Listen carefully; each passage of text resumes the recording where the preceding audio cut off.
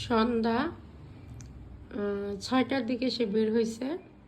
সে বলছে যে সে 7:30 বাজে বাসায় চলে আসবে, কিন্তু সে এখন বাসায় আসছে।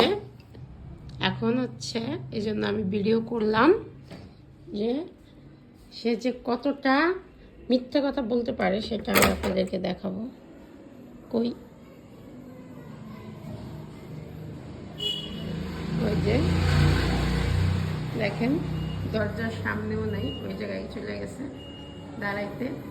হ্যাঁ, পরীক্ষার রেজাল্ট খারাপ করছে টেস্টে। লজ্জা শরম যদি থাকে তাহলে সে সন্ধ্যায় বাড়ি আসে, কিন্তু না, সে এখন বাসায় আছে। তাকে নিয়ে আমি কোনো ভিডিও মেক করি না, শুধুমাত্র তার পড়ালেখা নষ্ট হবে এই জন্য। এই এদিকে আয়, এদিকে আয়। কই চেহারা তো দেখি না, এদিকে। এই যে দেখেন, আমি দরজা খুলি না, তার কোনো আক্ষেপ নাই, সে এখানে বসে বসে চ্যাটিং করতেছে। এখন অনেকে আবার কমেন্ট করবেন যে এরকম হবে আমার জানাই ছিল। এদিকে আসস না কেন ভিতরে?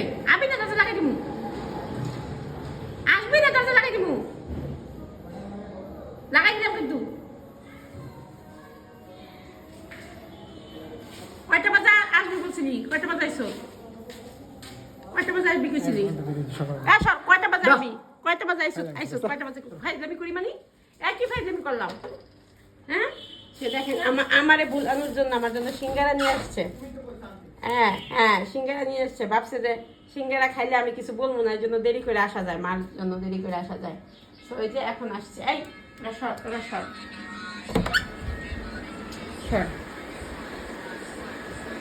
মুখ করস কে? কান্দন আমার আর দেরি হবো না, ক বেয়াদব।